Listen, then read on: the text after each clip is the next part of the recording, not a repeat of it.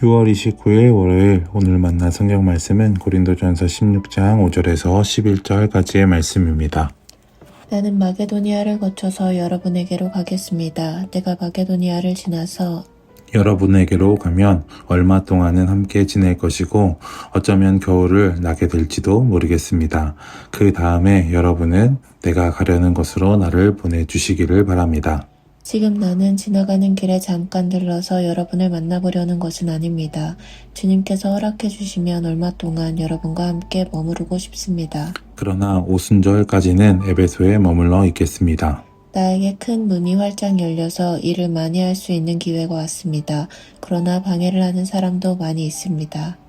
디모데가 그리로 가거든 아무 두려움 없이 여러분과 함께 지낼 수 있도록 보살펴 주십시오. 그도 나와 마찬가지로 주님의 일을 하는 사람입니다. 그러므로 아무도 그를 업신여기서는 안 됩니다. 그리고 그가 내게로 돌아올 때에 그를 평안한 마음을 지니게 해서 보내주십시오. 나는 형제들과 함께 그를 기다리고 있습니다. 아멘. 오늘 만나로 만나주시는 하나님을 기대합니다. 우리 인생에는 생일이나 기념일처럼 특별한 날들이 있습니다. 하지만 돌아보면 그런 날들보다 훨씬 더 많은 시간을 차지하는 것은 평범한 일상입니다. 우리는 대부분의 시간을 약속을 정하고 계획을 세우고 사람을 만나고 맡겨진 일을 감당하며 살아갑니다. 신앙도 마찬가지입니다. 우리는 때로 하나님께서 특별한 사건이나 놀라운 기적을 통해서 일하신다고 생각합니다. 그러나 지나온 삶을 돌아보면 하나님은 오히려 평범한 일상 속에서 우리를 인도하신 경우가 더 많습니다. 예상치 못했던 사람과의 만남을 통해서 계획했던 일의 변화 가운데 함께 동역하는 이들을 통해 하나님은 우리를 이끌어 오셨습니다. 오늘 본문은 바로 이런 하나님의 일하심을 담고 있습니다. 고린도 전서는 고린도 교회가 안고 있던 여러 문제들에 대한 바울의 응답입니다. 교회 안의 분열, 음행, 우상에게 바쳐진 재물의 문제, 예배의 질서, 성찬의 문제 등 다양한 질문과 갈등에 대해 바울은 목회자로서 답합니다. 그러나 이 편지에는 한 교회의 문제 해결을 넘어 기독교 신앙의 가장 중요한 신학적 주제들이 담겨 있습니다. 십자가의 의미, 성령의 은사, 사랑, 그리고 부활에 대한 가르침.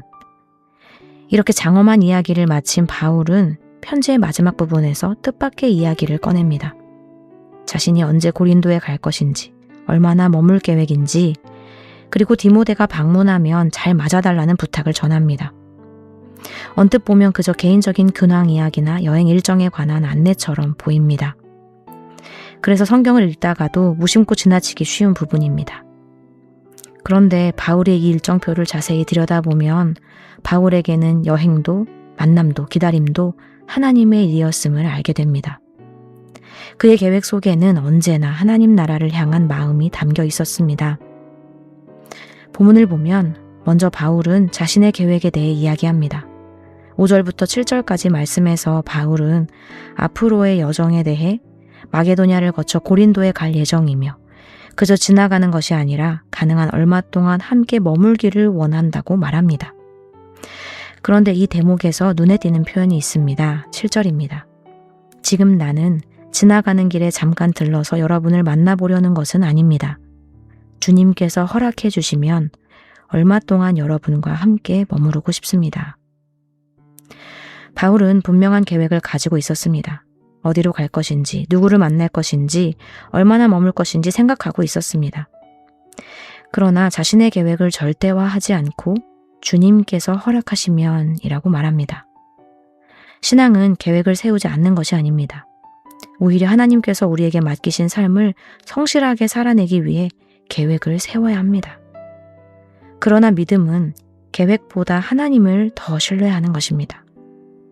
우리는 종종 계획이 틀어지면 당황합니다. 예상했던 일정이 바뀌고 기대했던 결과가 나오지 않으면 낙심하기도 합니다.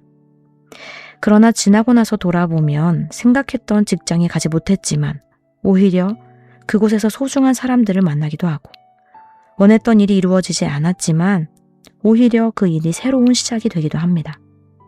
바울은 자신의 계획을 세웠지만 그 계획의 마지막 결정권은 하나님께 맡겼습니다.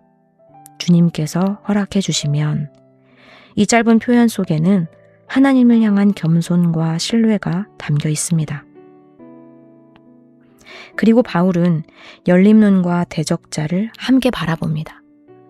8절과 9절입니다. 그러나 오순절까지는 에베소에 머물러 있겠습니다. 나에게 큰 문이 활짝 열려서 일을 많이 할 수 있는 기회가 왔습니다. 그러나 방해를 하는 사람도 많이 있습니다. 여기서 주목해야 할 것은 바울이 에베소에 머무는 이유입니다. 일이 편해서가 아닙니다. 사람들이 모두 환영해서도 아닙니다. 오히려 바울을 대적하는 사람들이 많았습니다. 그럼에도 불구하고 바울은 떠나지 않습니다. 왜냐하면 하나님께서 여신 문이 보였기 때문입니다. 우리는 종종 문제가 없으면 하나님의 뜻이고 어려움이 있으면 하나님의 뜻이 아니라고 생각하기도 합니다.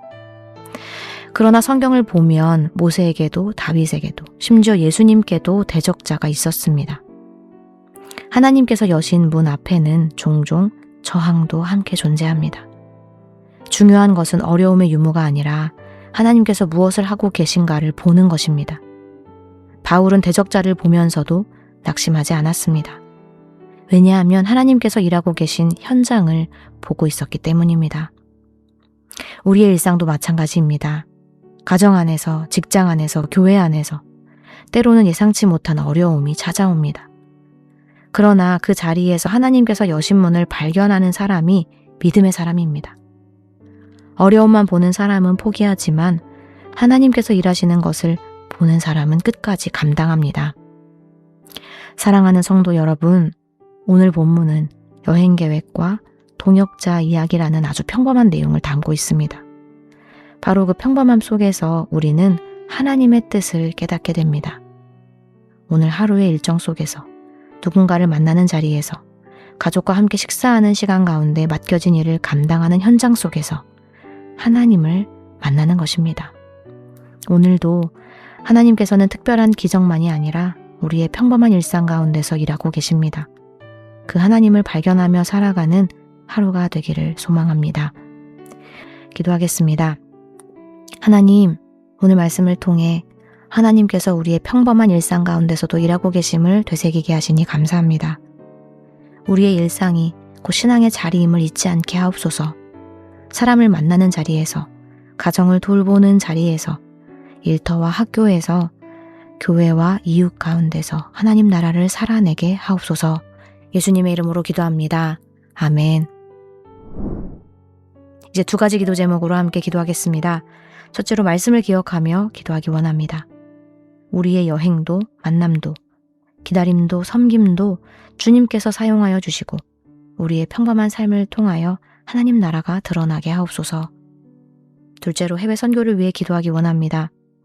바울이 자신의 계획을 세우면서도 주님께서 허락하시면이라고 고백했던 것처럼 선교사님들의 발걸음을 순적하게 인도하여 주옵소서.